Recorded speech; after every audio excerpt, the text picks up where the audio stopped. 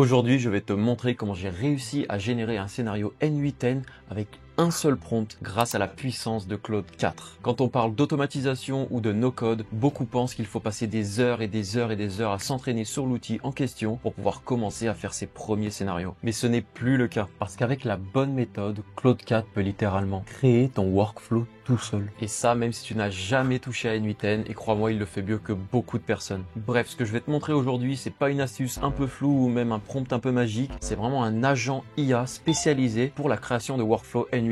C'est concret, testable et surtout reproductible ultra facilement. Donc t'as compris, dans cette vidéo, je te montre comment ça marche, comment récupérer tous les fichiers et les workflows, et je te montre même une astuce spéciale qui te permettra de faire la même chose sans abonnement Claude, ni Perplexity, ni rien du tout. Vous êtes prêts? C'est parti. Bon, et maintenant tu pourrais te dire, ok, Claude 4, il est puissant, mais est-ce que ça suffit? Est-ce que je peux lui envoyer un prompt et il va me générer un scénario N8N parfait du premier coup? Pas vraiment, et c'est là que 95% des gens se plantent. Claude 4, malgré que le modèle soit juste incroyable, ça reste un modèle brut, et pour qu'il te sorte un vrai scénario N8N complet et surtout importable sans erreur, il faut lui donner le bon cadre, comme tu le ferais avec n'importe quel agent IA justement. Et c'est pour ça que je vais vous donner 4 documents qui vont complètement changer Claude 4 en un agent N8N redoutable. Donc là, on est sur mon PC et vous aurez accès à tous ces fichiers. Ne vous en faites pas, ce sera dans la description. Et en fait, ici, on a 4 fichiers. Donc laissez-moi vous les montrer. On a astuces et conseils N8N, guide de référence N8N et tous les nœuds N8N. Comme vous le voyez, ce sont 4 fichiers de type texte, TXT, TXT, TXT. Et on a une belle différence de taille sur les 3 fichiers. On a 17 kilobits, 38 et 4 mégas. Alors laissez-moi vous expliquer rapidement à quoi ils servent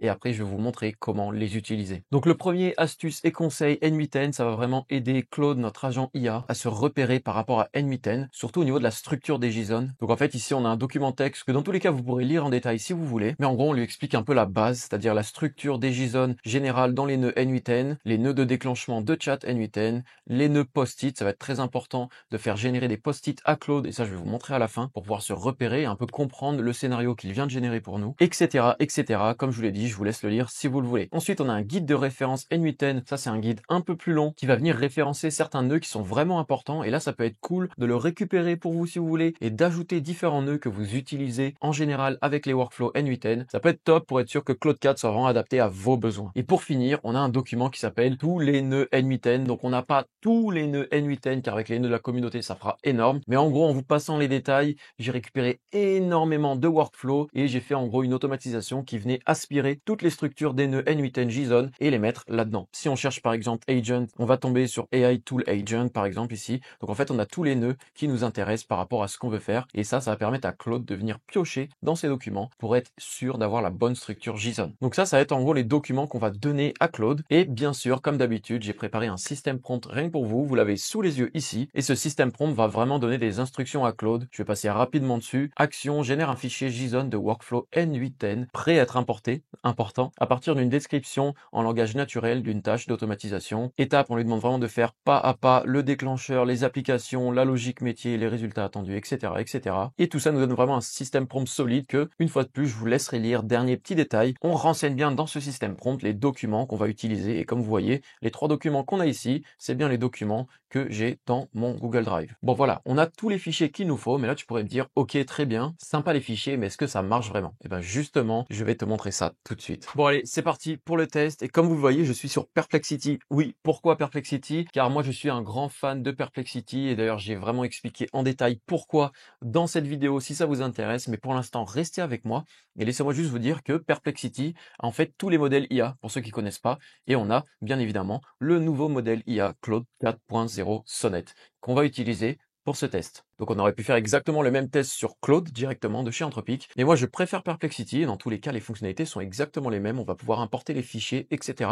Et moi en fait je l'ai déjà fait, donc on passe direct au test. Comme vous le voyez, j'ai lancé la demande et je lui ai demandé de créer un scénario N8N qui se déclenche manuellement et va récupérer toutes les descriptions des vidéos d'une chaîne YouTube et les mettre à jour en modifiant un URL et en utilisant du code JavaScript. Alors, laissez-moi vous donner un peu de contexte. En fait, c'est vraiment une tâche que je veux faire. J'ai mis à jour le site de mon agence Azuro. J'ai en fait créé une page de contact dédiée un peu plus complète, car on a beaucoup de demandes de formulaires, mais qui sont pas assez complètes. Donc, on passait beaucoup de temps à faire des allers-retours avec nos clients. Donc, j'ai voulu mettre à jour cette page de formulaire et j'en ai fait une page dédiée. Et donc, on devait forcément mettre à jour absolument toutes les descriptions de toutes les vidéos YouTube de ma chaîne, et il y en a un paquet. Et c'était juste impossible qu'on fasse ça à la main. On n'est pas une agence de développement d'automatisation discussion avec l'IA pour rien. Donc c'est pour ça que je vais en direct faire vraiment un cas concret. Pendant que j'ai parlé, Claude a terminé son travail. Donc comme vous pouvez le voir ici, il a utilisé mes 3 fichiers que je lui ai donnés, guide de référence, astuces et conseils et tous les nœuds, et il m'a directement généré un JSON. Donc c'est juste incroyable. Ce qu'on va faire, c'est qu'on va pas perdre de temps, on va copier le JSON et aller directement sur N8N. Ok, nous voilà sur N8N sur mon serveur cloud,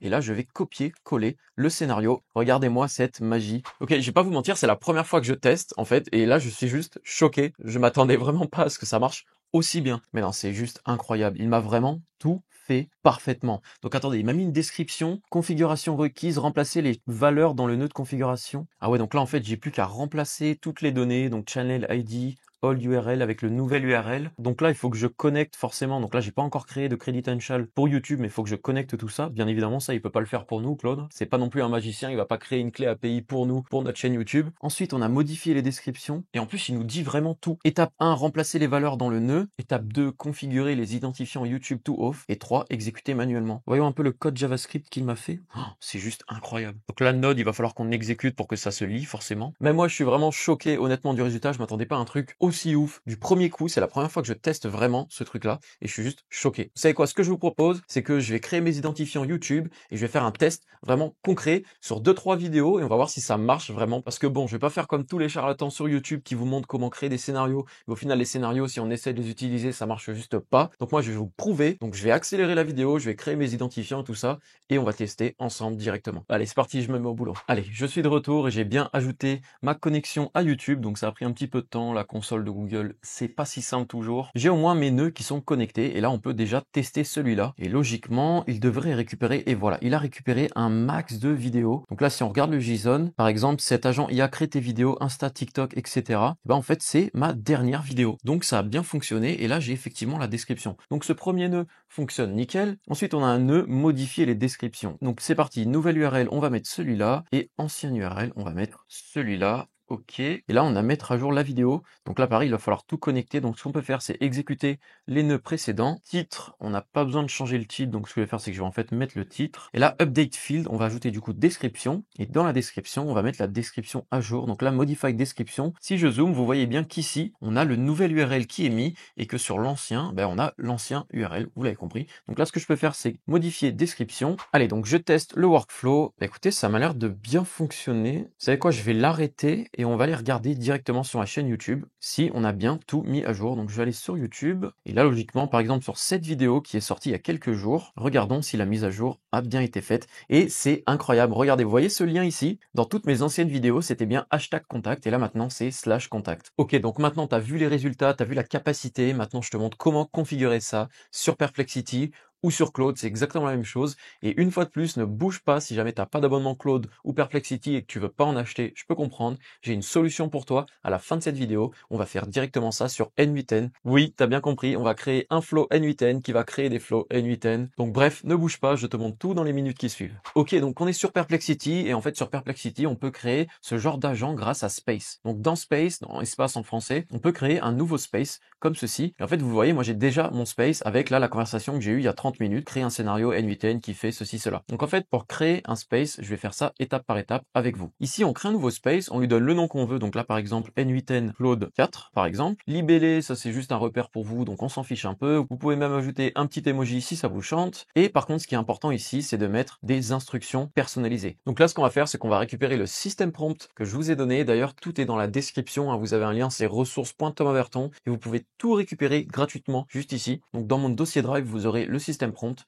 Donc on clique dessus, là on se prend pas la tête, on copie tout, on colle ça sur Perplexity, hop, voilà qui est fait, je vous laisse le lire en détail si vous le voulez, et après, super important, on va ajouter nos fichiers. Donc pour les fichiers, c'est super simple, hein, ils sont dans le dossier vector, et là vous avez les 3 fichiers, donc je vous laisse les télécharger, moi je les ai déjà téléchargés, et là je vais pouvoir les importer, et voilà, je viens d'importer les 3 fichiers, ils sont en train d'être upload sur Perplexity, et une fois fini, vous aurez la même configuration que moi, les instructions ici, qu'on a copié-collé ensemble, et nos 3 fichiers texte. Et ensuite, pour commencer à l'utiliser, rien de plus simple, on retourne dans ces espaces, on clique sur notre espace ici, et là, on lui pose sa question. Et te voilà avec la configuration complète. Donc maintenant, ce qui était censé te prendre des mois et des mois, Claude l'a fait en 2 minutes. Donc tu n'as plus besoin de tout comprendre, tu dois juste savoir poser la bonne question. Donc voilà vraiment ce qu'on a fait ensemble aujourd'hui, c'est on a pris Claude 4, un modèle brut mais hyper puissant qui vient à peine de sortir, et on l'a transformé en un véritable architecte N8N, vraiment spécialisé grâce à tous les documents qu'on lui a donnés. Je t'ai montré ces fichiers, je t'ai montré comment les utiliser, je t'ai montré comment ils ont été créés, et je t'ai même fait une démonstration en temps réel. Là, vous n'avez plus d'excuses pour créer vos premiers workflows sur N8N. Donc voilà, si ça vous a plu, n'hésitez pas à liker cette vidéo et à vous abonner pour ne plus rater les prochaines vidéos. Et si vous avez des idées d'autres tutoriels du même genre sur N8N ou avec Claude ou peu importe, n'hésitez pas à me mettre tout ça en commentaire, je me ferai un plaisir de vous lire. Ok, et maintenant, comme promis, pour tous ceux qui veulent pas payer ni d'abonnement Claude ni Perplexity, j'ai une solution pour vous, j'avais vraiment pensé à vous, et là, on va faire tout ça directement sur N8N. Donc là, ça va être un peu plus technique, mais vous inquiétez pas, ça vaut vraiment le coup de s'accrocher. Donc on commence tout de suite. Allez, nous y voilà. Donc ce qu'on va faire, c'est qu'on va se rendre sur N8N bien évidemment. Et avant de commencer ce tutoriel, assurez-vous d'avoir une clé API OpenAI et une clé API Claude. Donc je vous mets les deux liens dans la description, c'est super simple. On se crée un compte, on rajoute quelques crédits, donc 1 ou 2 dollars, euros maximum dans chaque compte pour tester, vous n'avez pas besoin de plus. Et ensuite, vous allez voir, vous pouvez générer une clé API. Et une fois que c'est fait, on commence ce tutoriel. Ok, et nous voici maintenant sur N8N. Donc je vais pas vous mentir, ça va être un peu plus technique, mais ne vous inquiétez pas, ça va être super simple. Donc en fait, sur N8N, on peut d'ores et déjà utiliser Claude 4. Là, il n'y a rien de nouveau. Quand on va sur le module anthropique, on a bien Claude 4 Opus et Sonnet qui sont disponibles. Donc là-dessus, pas de souci. Maintenant, ce qui va être un peu compliqué, c'est de réussir à reproduire en fait ce système de knowledge base, de base de connaissances. Vous l'avez vu, je vous ai montré qu'on a des gros fichiers. On a 3 fichiers, dont un qui est vraiment volumineux, avec énormément d'informations. Et en fait, quand on upload ces fichiers sur Perplexity, Perplexity ou Claude, qui fait exactement la même chose, va utiliser ce qu'on appelle une base vectorielle. Et pour faire très simple, en fait, ça permet à l'IA de piocher uniquement des bouts de ces fichiers qui sont vraiment pertinents pour répondre à la question qu'on lui a posée, ou la requête, ou la tâche qu'on lui a donnée. Et c'est là que c'est super puissant. Donc vous avez compris, on a besoin d'une base vectorielle. Et en fait, cette base vectorielle, on doit la setup manuellement sur N8N, et c'est exactement ce qu'on fait avec ce scénario. Donc ce workflow-ci et ce workflow juste au-dessus, les deux vous pouvez les récupérer sans aucun problème, tout est dans mes ressources, donc exactement le même lien qui est en description. Et maintenant, comme vous pouvez le voir, en fait on va utiliser Supabase Vector Store. Donc des bases vectorielles, on en a un paquet. Là si je tape Vector ici, vous verrez qu'on a pas mal de Vector Store. Donc en fait des bases vectorielles, ici on en a pas mal, et nous on va utiliser Supabase. Donc voilà, comme vous le voyez, on a un nœud ici Supabase, et avant de faire tout ça, on va devoir créer un compte sur Supabase, bien évidemment. Donc je vous mets le lien dans la description, je vous laisse créer un compte. Je vous laisse aussi créer une organisation, donc là rien de fou, c'est super simple, on lui donne un nom, un type et un plan, et nous bien évidemment on prend le plan gratuit, on n'est pas fou, et ça c'est fait. Et maintenant on va créer un nouveau projet ensemble. Donc là moi j'en ai déjà un, comme vous voyez, YouTube C4 N8N Vector, mais on va en créer un ensemble, donc on va cliquer sur New Projet. Là je vous laisse sélectionner Paris bien évidemment, ou ailleurs si vous êtes au Canada ou je ne sais quoi. Ensuite on met un password, et là on peut cliquer sur Create Project. Donc c'est parti, on crée le projet. Et voilà, donc là vous allez tomber sur cette page et on va directement se rendre un peu plus bas sur SQL Editor. Donc là si vous l'avez pas ici, pas de souci, on peut le retrouver juste là, SQL Editor. Et là dans SQL Editor, on va aller cliquer sur Quick Start et là on va cliquer sur LangChain. Donc LangChain en fait c'est tout simplement un framework qui va nous permettre d'utiliser des bases vectorielles. Donc pour faire très simple, on utilise le Quick Start LangChain, on appuie sur Run juste en bas à droite et là en fait ça va configurer toute la base vectorielle. Donc là c'est bon, on a success, no row returned. Donc en fait c'est normal parce qu'on a en fait une table qui est complètement vide. Quand on va sur Table Editor ici, vous voyez qu'on a une nouvelle table qui est apparue qui s'appelle Documents. Et en fait c'est exactement ça. On va être capable maintenant, vu qu'on a setup notre base vectorielle, d'upload nos documents sur cette base vectorielle et les documents vont être référencés un par un juste ici. Et comment on fait pour upload des documents sur une base vectorielle? Eh ben, on va utiliser le workflow que je vous ai donné gratuitement dans mes ressources. Donc, on retourne sur N8N et c'est en fait ce workflow juste ici. Donc laissez-moi vous expliquer ce qui se passe rapidement dans ce workflow. On le déclenche manuellement. On a ensuite un premier nœud qui vient lister tous les fichiers présents dans un dossier Google Drive. Et en fait, vous l'avez compris, moi je lui ai donné cette URL ici où il y a mes 3 fichiers. Donc en fait, ça va lui permettre de récupérer l'ID précisément des 3 fichiers. Et ça me permet aussi de pouvoir les mettre à jour et de juste cliquer sur un bouton pour mettre à jour toute ma base vectorielle. Donc pour ça, c'est top. Donc là, ce que vous faites, vous, c'est que vous récupérez les fichiers, vous les mettez dans un dossier, vous récupérez l'URL du dossier, vous allez sur le workflow et vous remplacez l'URL ici, et comme ça va récupérer les ID des fichiers. Ensuite, on se retrouve avec des ID de fichiers, et on va pouvoir, avec le module suivant, télécharger les fichiers. Donc là, rien de plus simple, là, on exécute, on lit l'ID des fichiers et on les télécharge tous. Et ensuite, vous verrez qu'on a dans Supabase Vector ici un nombre de fichiers à envoyer. Donc là, j'ai mis 3 parce que moi, je m'attends à avoir 3 fichiers. On a Table Name ici. Si vous avez tout bien connecté, vous allez pouvoir créer document ici. D'ailleurs, pour lier votre compte Supabase à N8N, rien de plus simple. Là, on va se rendre ici dans les paramètres. Ça va nous ouvrir une page. Et là, vous avez Data API. Et donc là, vous allez devoir récupérer l'URL et le service role secret. Vous copiez, collez ça dans la configuration Supabase sur N8N.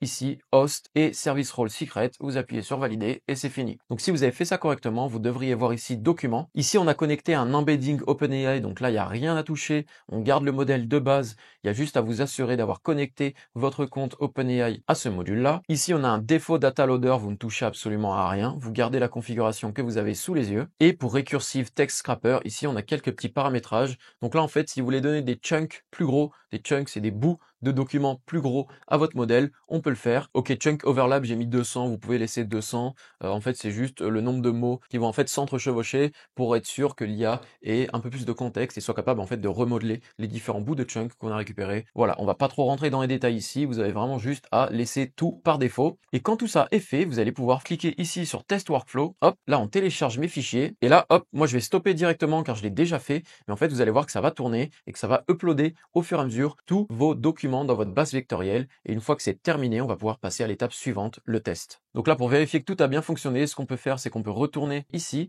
on va dans Table Editor et quand vous aurez terminé votre boucle, vous verrez qu'en fait, tous les fichiers ont été découpés en chunks, en petits bouts et ont été ajoutés ici à votre base vectorielle. Vous voyez, on a les différents nœuds qui sont ici. On a ici les fiches mémo des nœuds d'automatisation. Donc en fait, c'est la fiche mémo que j'ai fournie. Donc voilà, ma base vectorielle est bien setup. Ok, et maintenant, on va passer à l'autre bout du workflow que je vous ai donné. Ici, en fait, on a tout qui est configuré pour que ça fonctionne bien. Et surtout, on a ici notre fameux Claude Sonnet 4. Donc là, il y a plein de paramètres que je vous laisse bidouiller si vous voulez. Tout ce qu'on doit faire ici, c'est s'assurer que notre module Supabase Vector ici est bien connecté à notre base de données document ici. Si ça c'est fait, on est bon. Embedding, vous changez rien, vous laissez votre compte. Vector Store, vous changez rien, vous mettez juste la limite si vous le voulez de chunk qu'on veut récupérer. Moi j'ai mis 4, vous pouvez mettre plus. Et pour finir, ici, vous l'aurez déjà, mais vous avez exactement le même prompt avec juste un bout de texte qu'il faut rajouter en dessous. C'est celui-ci. Voici quelques infos utiles pour les workflows N8N 2 points. Et là, on met bien contexte 2 points. Entre crochets, contexte, ça c'est très important, sinon ça va bugger. Donc assurez-vous de bien ajouter ça à la fin du système prompt. Et là, vous êtes bon pour tester. Donc là, ce que je vais faire, c'est un petit test en direct avec vous. Et en fait, je vais même pas m'embêter, je vais reprendre exactement la même question que je lui ai posée la dernière fois. Hop, je clique sur Entrée. Et là, en fait, ce qui est intéressant, si on regarde un peu ce qui se passe au niveau d'N8N, au niveau des logs qu'il y a sur la droite ici, vous voyez qu'on a eu Question and Answer Chain, donc en fait, notre agent qui a appelé Supabase. Et en fait, Supabase, en input, on a créé un scénario N8N qui se déclenche. Donc en fait, notre input, notre demande. Et juste en dessous, on a l'output, c'est en fait la sortie, ce qui a été récupéré dans nos documents. Donc comme je vous l'ai montré, on a mis que 4 bouts de documents, 4 chunks. Donc il nous a bien sorti ici 4 chunks, 1, 2, 3 et 4. Et en fait, on peut aller vraiment regarder ce qu'il a pioché dans la base de données vectorielle et ça c'est vraiment ultra intéressant. Et là on peut voir que Anthropic a terminé de nous répondre et on a finalement l'output qui est juste ici. Donc en fait c'est notre fameux JSON. Donc là je vais copier-coller tout ça. Ce que je vais faire c'est que je vais réouvrir une fenêtre N8N, je vais créer un nouveau workflow et je vais copier-coller ceci. Ok, donc c'est vraiment pas mal. En fait, seule petite particularité, il n'a pas utilisé directement le nœud YouTube. Donc ça, pour le faire, ce qu'on peut faire, c'est augmenter le nombre de chunks qu'on peut récupérer avec notre agent IA ici. Et en fait, ça va nous permettre d'avoir plus de chances qu'il ait la description JSON du nœud YouTube et en fait, nous assurer qu'il l'utilise correctement. Donc ça, c'est des petits réglages qu'on peut faire. Mais en tout cas, je vous laisse vous amuser avec cette configuration pour avoir votre agent IA N8N directement sur N8N. Voilà, donc c'est la fin de cette vidéo. Félicitations à toi si tu as tenu jusqu'au bout et si tu as tout compris. Il n'y a que très peu de personnes qui arrivent juste là, donc bravo à toi. Encore une fois, si cette vidéo t'a plu, n'hésite surtout pas à liker, à t'abonner et à me dire en commentaire quel genre de tutoriel tu aimerais voir pour la suite. Et moi, je te remercie du fond du cœur. Et pour finir, encore une fois, si vous avez besoin d'accompagnement ou si vous voulez faire réaliser vos projets, notre agence Azuro est là pour vous répondre. Donc vous avez le lien en description pour prendre rendez-vous avec nous gratuitement. Voilà, merci encore, c'est tout pour moi, c'était Thomas et on se revoit à la prochaine. Ciao!